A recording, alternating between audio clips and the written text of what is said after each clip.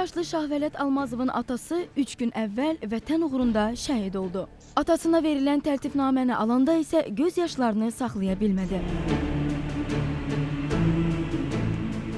Qazaxın düşmənlə ən yaxın məsafədə yerləşən Cəfərli kənd sakini İsa Almazov Müdafiə naziri Zakir Həsənovun əmri ilə 3-cü dərəcəli hərbi xidmətdə fərqlənmə medalı ilə təltif edilib. Şəhid Gizirin mükafatını 11 yaşlı oğlu Şahvələt Almazova general-leytenant Rövşən Əkbərov təqdim edib. Qardaşımın döyüşünün qəhrəman olmasından fəxr edirəm.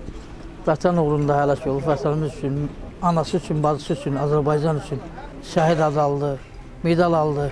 Biz bununla fəxr edirik. Müdafiə Nazirliyinin rəsmiləri, rayon icra hakimiyyəti, ictimaiyyət nümayəndələrinin iştirak etdiyi mərasimdə İsa Almazovun döyüş yoluna nəzər salınıb. 4 uşaq atası olan Gizirin qardaşı onunla fəxr etdiyini, övladların da atası kimi vətənpərvər, qəhrəman olacağına ümid etdiyini bildirib. Tovuz sakini 19 yaşlı Vüqar Poladov da düşmənin həmləsinin qarşısına alarkən qəhrəmancasına həlak oldu. Poladovlar ailəsinin son beşiyi olan gənc də ölümündən sonra 3-cü dərəcəli hərbi xidmətdə fərqlənmə medalı ilə təltif edilib. Atası Hidayət Poladova şəhidin medalını general-leytenant Rövşən Əkbərov təqdim edib. Belə fəxr edirik ki, bizim belə yetirməmiz olub, belə qoçaq uşaqlarımız olub.